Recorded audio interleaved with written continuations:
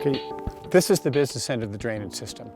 We've got two pipes coming out of the house. They join together and all flow down to here. The reason there's two pipes is one's for gray water. Eventually we might want to deal with that separately. So I've got a gray water system and a black water system. Right now they're joined together. They come down to a septic tank that's right here and they go out into this field.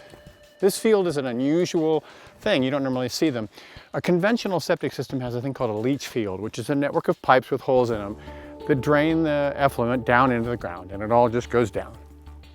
But because we have the Verde River right there, we're not allowed to have a septic system. That's potable water, that's Payson's water supply. So instead we put in a thing called an ET bed. That stands for evapotranspirative. And basically it's like a leach field, it's got all the pipes, but this is a giant pond. There's a pond liner with gravel and all the pipes in it. And so the water and the effluent all goes into here. And it doesn't go down, the water evaporates, evapotranspirative. It all goes up into the atmosphere. Well, that means that all the other things that aren't water stay in this system forever. So we're very sensitive to what kind of cleaners we use and what kind of chemicals we put into the system for that reason. But the two pipes coming out of the house for gray and black water create a problem. So we had some drama here this week. Tuesday we were scheduled for inspection for the rough electrical and plumbing. So Tuesday morning at the crack of dawn, the plumber shows up to fill the sewer system, the drain system, with water so that the inspector can see that it's watertight.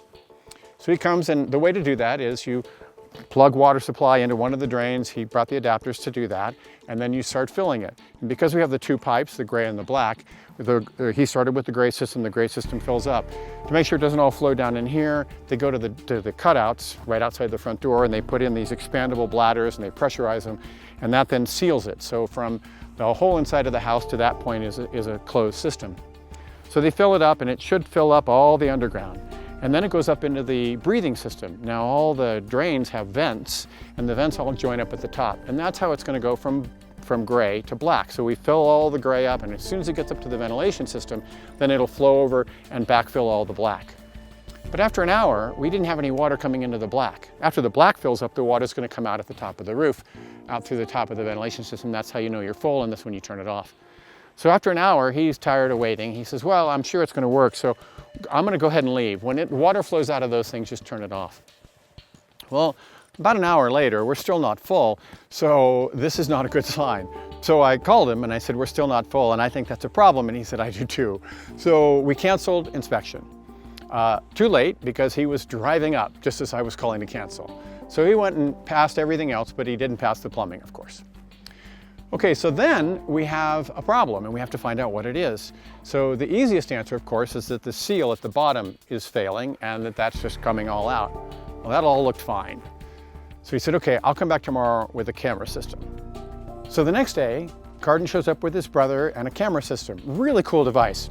Puts the camera in the same place that we were filling it with water in the gray system, runs everywhere he can get around the bends, and we're all looking on the monitor, but we can't find any leaks. We go all the way out to the balloon that's holding the water, and that gray water system all looks intact. We know it's in the gray because it never flowed up high enough to flow down the drains and go in the black. So somewhere in the gray system underground we've got a leak. We don't know where it is. And since it didn't show up easily, we're all kind of starting to get a little bit worried, because the obvious answer will be that one of the pipes is broken somewhere. And if it's broken somewhere, that's likely under the slab. Now maybe we'll get lucky and it'll be just outside the door or something. And then as we're doing a bunch of work, find no leak, we go out to the front and we cut the standoff shorter so that we can run the camera backwards. And that's when Carden notices, well, what's that wet spot right there? It's right outside the sidewalk, right outside the front door, and it's just soaking wet. And it's like, oh, well, that could be running from under the slab someplace and coming out to there, or that could be close to the leak, but that's a good sign. So, because it's outside the house. So we run the camera in the opposite direction.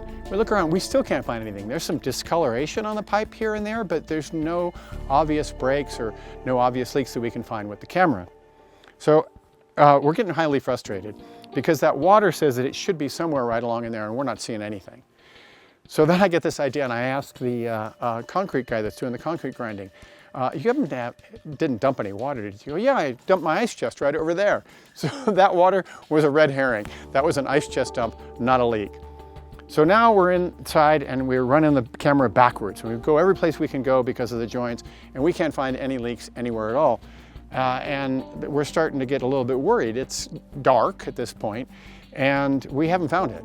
And obviously it's there because you pump water in as fast as you want, and it goes somewhere, but it's not going out towards the septic system. It's going into the ground somewhere.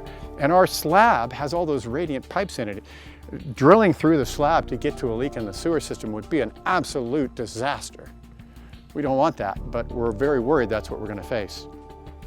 So we've checked everything except for one branch. There's one branch that we couldn't get the camera up into, and that's the branch that leads to the primary shower. The primary shower is a linear drain on one end, and there's an area left in the concrete that's about 1 foot square, and the pipe sticks up out of it, the drain system does. And we couldn't get the camera up in there, so we want to check that area. That's the last place to check. The shower is recessed. It's the only place in the house where there is no radiant inside of it because it's down lower and we didn't have the depth of the concrete necessary. So we're hoping that the leak is there. That would be really good news. But we can't run the camera in there. So the only way we can do it is destructive testing. So we get out the Sawzall and we cut a hole in the drain ventilation pipe, and we snake in there and we look.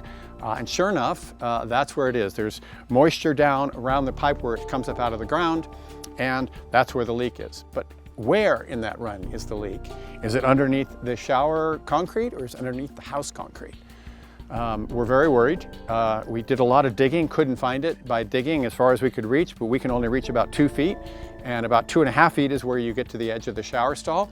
So get the camera and run it in there, and it's 2.5 feet. It's right at the edge of where the concrete slab we don't want to cut into ends. So we're going to be able to jackhammer out around it into the shower stall concrete, patch it, put it all back together, and we kind of lucked out. So what we think happened is somebody probably with one of the big windows or some other piece of heavy equipment knocked into that standing pipe coming up out of the shower hard enough to skew it, to snap it down underneath underground. So that was a disaster averted, and we're very happy we're back in business. We won't be fixing it until the beginning of January and calling for a new inspection and getting going again. Because the windows are so delayed, we've got time to do this carefully as opposed to having to rush through the repairs.